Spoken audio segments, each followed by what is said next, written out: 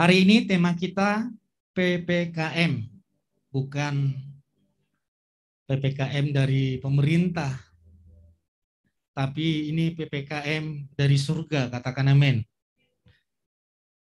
Percaya pasti Kristus memulihkan. Percaya pasti Kristus menyembuhkan. Percaya pasti Kristus memberkati. Itu yang harus terjadi hari ini bagi hidup jemaat Tuhan yang ada di rumah maupun yang ada di tempat ini. Kita akan melihat kisah seorang kusta, bagaimana dia alami mujizat, kesembuhan, alami pemulihan dari Tuhan. Kita akan belajar dari kebenaran firman Tuhan di Matius 8 ayat yang pertama. Saya bacakan Matius 8 ayat yang pertama.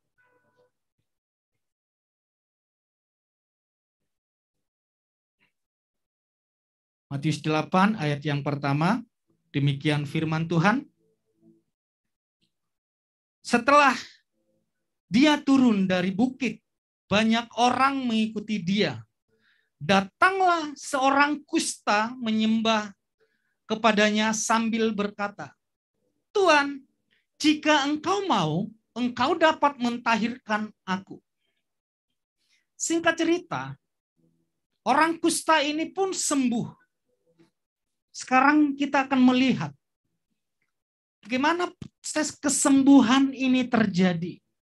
Bagaimana proses pemulihan ini, mukjizat ini terjadi. Kita melihat dari sisi orang kusta dan kita juga akan melihat dari sisi Tuhan Yesus. Dikatakan ayat yang ke-8. Datanglah seorang kusta menyembah kepadanya. Datanglah seorang kusta menyembah kepada Yesus. Perlu kita garis bawahi, saat itu Yesus belum dikenal, bahkan belum diterima sebagai juru selamat. Yesus masih ditolak, bahkan murid-muridnya juga masih meragukan ketuhanan Yesus. Tapi orang kusta ini tidak meragukan bahwa Yesus itu adalah penguasa, penyembuh, penyelamat. Sehingga dia datang dengan penyembahan. Dia menyembah. Dia menganggap Yesus itu bukan hanya sebagai nabi, karena mereka tahu nabi tidak layak disembah. Orang kusta ini tidak memandang Yesus sebagai guru, tapi dia menganggap sebagai Tuhan yang mampu menyelamatkan, menyembuhkan siapapun. Sehingga dia datang dengan hati yang menyembah. Dia datang dengan hati yang menyembah. Saudara, jemaat Tuhan yang ada di rumah. Sikap hati menyembah ini, Tuhan sangat serius dengan penyembahan.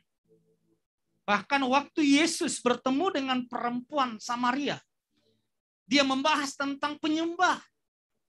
Akan tiba saatnya bahwa penyembah di dalam roh dan kebenaran. Tuhan serius dengan penyembahan. Bahkan Tuhan Yesus memberikan perumpamaan. Jadi saya kasih di PowerPoint saya ini, menyembah artinya merendahkan diri serendahnya di hadapan Tuhan. Sekali lagi, menyembah artinya merendahkan diri serendahnya di hadapan Tuhan. Itu Yesus memberikan perumpamaan cukai. Orang Saduki ini menyembah Tuhan dengan hati yang sombong. Dia berkata, "Tuhan, Yahweh Elohim, aku datang menyembahmu. Setiap hari Sabat saya selalu beribadah. Saya rajin memberikan perhatian kepada orang miskin. Saya selalu berdoa puasa. Sementara Pemungut cukai datang menyembah dengan hati yang tersungkur. Dia datang kepada Tuhan. Sehingga di Lukas 14 ayat yang ke-11 dikatakan, orang yang meninggikan diri direndahkan. Tapi orang yang merendahkan diri ditinggikan oleh Tuhan. Sekarang hari-hari ini banyak orang yang datang kepada Tuhan. Bukan dengan sikap hati yang menyembah, tapi dengan hati kemarahan. Tuhan, katanya Tuhan itu juru selamat, dapat menyembuhkan, dapat memberkati. Kenapa selama pandemi ini kami tidak alami? Dan kami tidak melihat pertolongan Tuhan. Kami tidak melihat mujizat itu. Di mana Tuhan? Dia datang kepada Tuhan dengan marah, dengan kesal. Katanya Yesus itu juru selamat penuh kasih. Anakku, suamiku, satu keluarga terpapar di rumah sakit. Di mana kasih Tuhan? Di mana perhatian Tuhan? Dia datang kepada Tuhan. Bukan dengan hati yang menyembah. Tapi dengan hati yang marah. Seolah-olah Tuhan yang memberikan badai itu. Tuhan yang memberikan penyakit musibah itu kepada mereka. Tapi tidak. Jika hari ini saudara terdampak dari virus corona ini, percayalah, ini waktunya, ini momennya. Engkau alami mujizat Tuhan. Justru di dalam kelemahan engkau mengimani kuasa Tuhan sempurna dalam hidup saudara dan saya. Orang kusta ini merendahkan diri serendahnya. Dia menyembah dengan hati, dengan sikap hati yang merendah. Dia berkata, Tuhan, jika engkau mau, artinya dia percaya Yesus dapat menyembuhkan. Tapi dia tidak menghakimi Yesus seperti iblis waktu mencoba Yesus. Jika engkau anak Elohim, jatuhkanlah dirimu. Jika engkau anak Elohim, ubahlah batu ini menjadi roti. Banyak anak-anak Tuhan seperti itu. Seolah-olah mau mencoba Tuhan. Jika engkau Tuhan, coba sembuhkan. Coba berkati. Kalau Tuhan memberkati, baru aku mau ibadah. Tapi dia datang. Menyembah, dia tiarap, dia tersungkur. Engkau Tuhan, terlalu mudah bagimu untuk menyembuhkan. Dia datang. Jadi bagian kita adalah, mari, walaupun saudara di rumah, berikanlah sikap hati yang menyembah kepada Tuhan. Hati yang sungguh-sungguh kepada Tuhan. Jangan sambil beribadah, saudara sambil makan di rumah. Nanti selesai ibadah bisa kok makan, gak dilarang. Tapi biarlah 1 jam itu engkau berikan hati fokus menyembah kepada Tuhan. Itu dari sisi manusia, itu dari sisi orang kusta. Mari kita lihat dari sisi Yesus. Di Matius 8 ayat yang ketiga. Dikatakan di sana, maka Yesus mengulurkan tangannya dan menjamah dia. Serta berkata, aku mau, tahirlah engkau. Dan seketika itu kustanya menjadi tahir. Yang menjadi perhatian kita di sini adalah Yesus mengulurkan tangannya. Perhatikan saudara. Orang kusta, penyakit kusta adalah penyakit menular. Seperti saat ini virus corona. Kalau kita tahu orang yang di depan kita sudah positif corona, bahkan ganas mau penyakit yang mematikan, corona yang mematikan bagi dia, pastilah kita mendoakan dari jauh. Itu normalnya. Tidak mungkin kita sentuh. Tapi Yesus menyentuhnya. Bahkan menurut kitab suci, orang yang bersentuhan dengan orang kusta adalah najis, adalah dosa. Kalau para imam, bahkan imam besar yang bertugas di hari itu, di tahun itu, jika bersentuhan dengan orang kusta, imam itu akan najis sehingga dia tidak boleh melayani di bait suci sampai pentahiran itu terjadi. Apakah Yesus tidak mengetahui tradisi itu, aturan itu? Tahu sekali. Yesus yang memberikan hukum Taurat. Jadi dia tahu tentang aturan-aturan hukum Taurat. Tapi kenapa Yesus mengulurkan tangannya? Apakah Yesus tidak mampu hanya berkata seperti yang dikatakan orang kusta ini? Tuhan, jika engkau mau, engkau dapat berkata sembuh, maka aku sembuh. Seperti seorang perwira. Anaknya jauh. Di tempat sana sakit. Tapi seorang perwira ini datang kepada Yesus.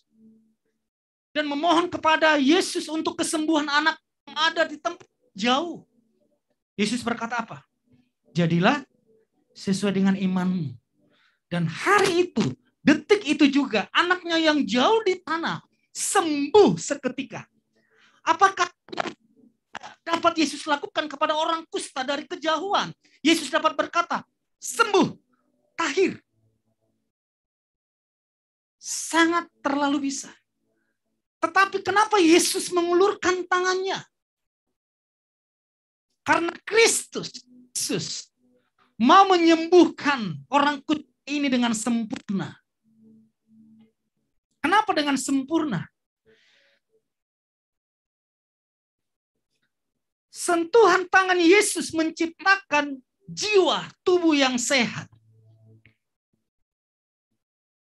Yesus lebih tahu kebutuhan daripada orang kusta ini. Yesus melihat orang kusta ini tidak hanya sakit secara fisik. Tapi saudara tahu, namanya orang kusta. Kalau ketahuan, itu dianggap orang yang satu, orang dikutuk Tuhan. Karena penyakit kusta, penyakit yang Tuhan berikan untuk mengutuk manusia. Waktu itu.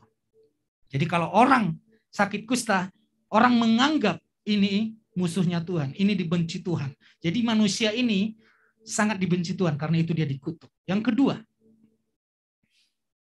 orang yang kena kusta akan disingkirkan semua keluarganya. Jika seorang istri yang kena kusta, maka suami dan anak-anaknya dan orang tuanya akan mengusir istrinya ini dari rumah itu. Tidak boleh tinggal di rumah. Jangankan di rumah. Dari lingkungan itu, dari tempat itu. Tidak boleh. Harus disingkirkan. Artinya, orang kusta ini luka batin. Hatinya terluka. Dia kepahitan.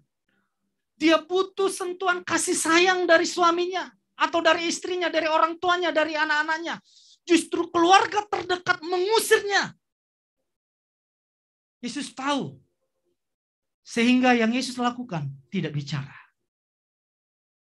Yesus menyentuh luka batinnya. Karena orang kusta ini butuh sentuhan, butuh pelukan.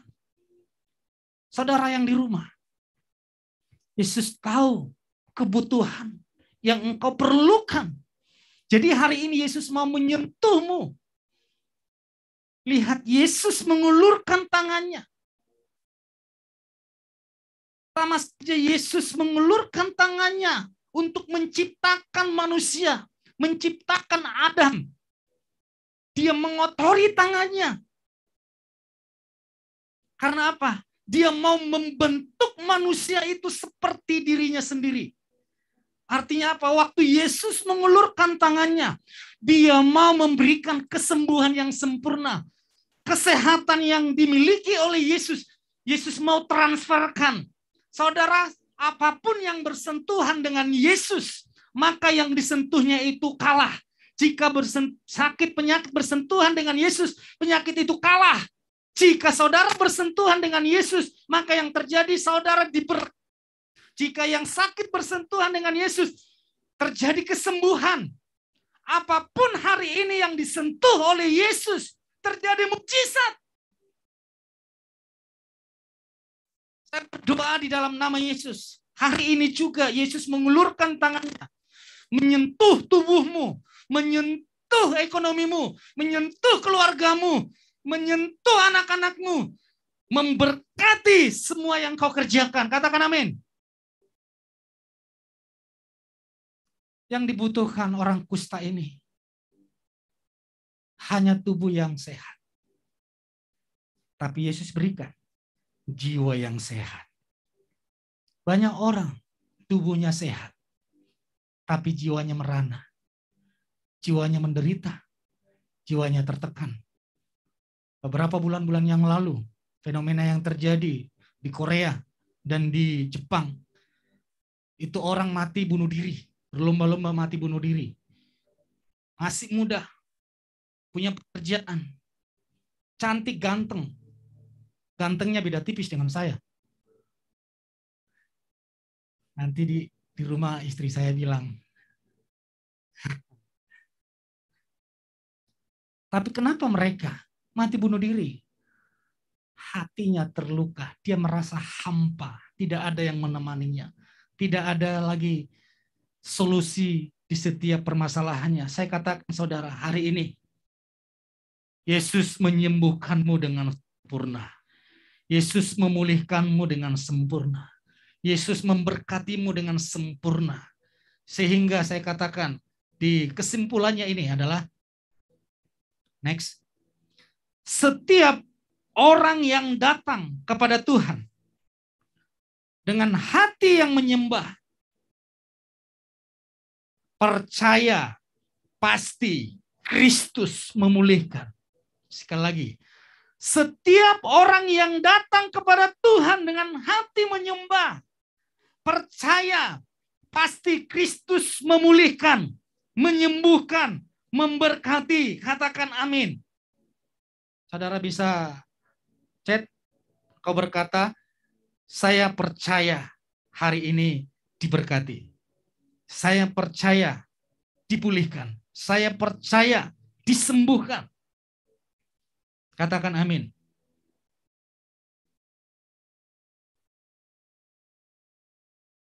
Yesus sedang menunjukkan dirinya bahwa dia adalah Tuhan. Dia menyentuh najis.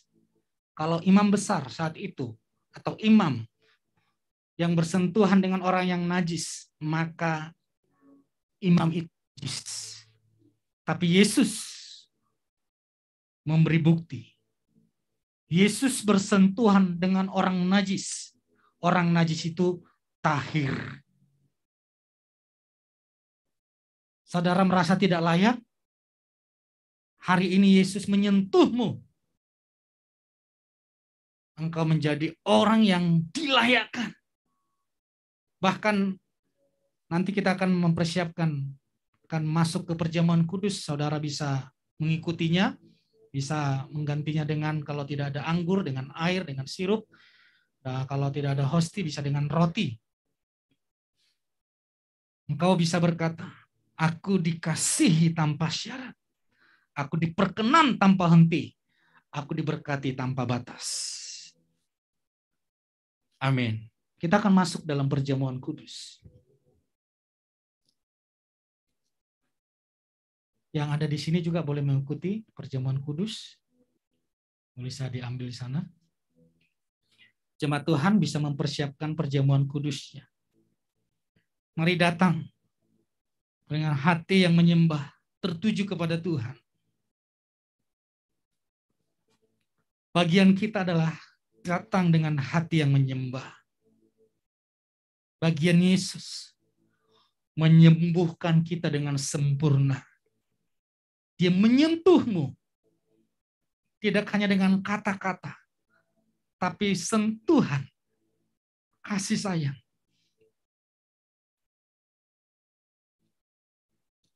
Mari kita masuk dalam perjamuan kudus. Mari kita angkat roti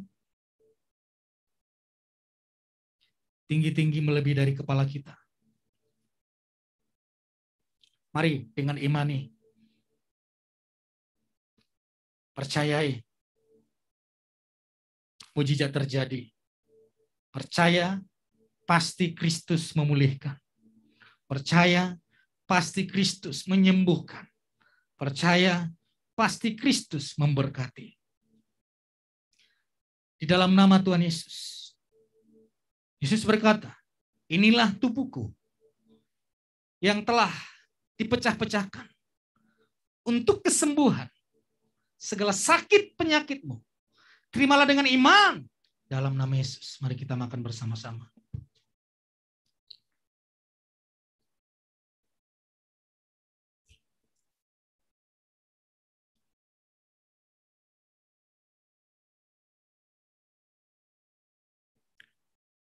Mari kita angkat cawan yang di dalamnya kita bersekutu dengan darah Yesus. Dan Yesus pun berkata, inilah darahku, darah perjanjian baru yang telah dicurahkan untuk menebus segala dosa dan pelanggaranmu semua. Oleh darahku, engkau dikasihi tanpa syarat. Engkau diperkenan tanpa henti. Engkau diberkati tanpa batas. Terimalah dengan iman dalam nama Yesus. Mari kita minum bersama-sama.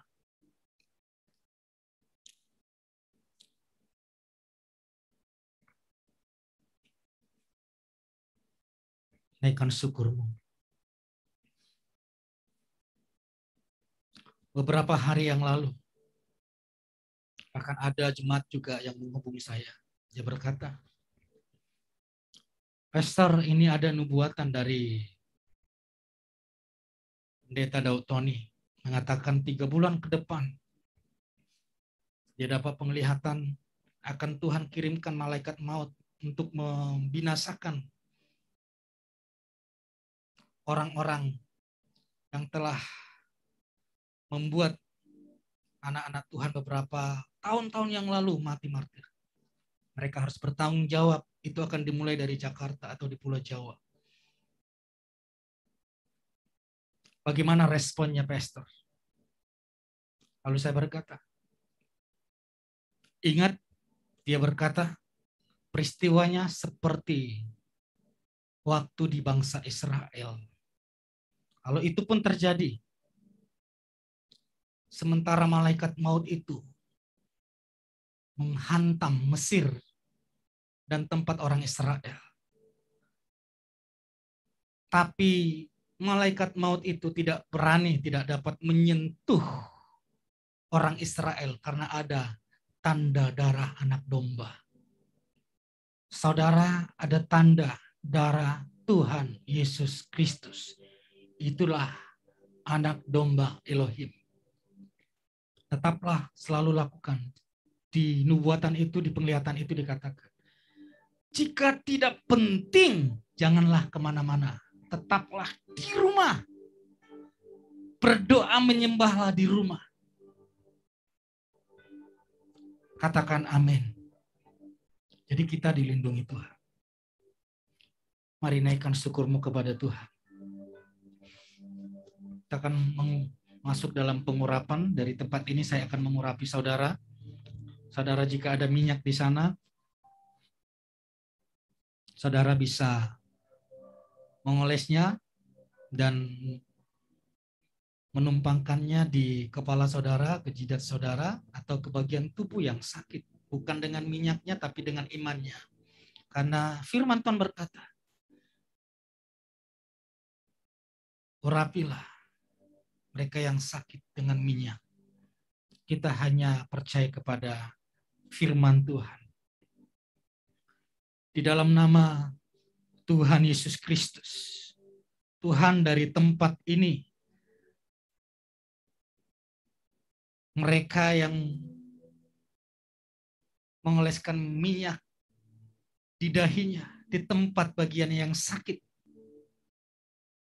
kuasa Tuhan mengalir, mujizat terjadi, mengalir kuasa kesembuhan, mengalir mujizat, mengalir kuasa kesembuhan.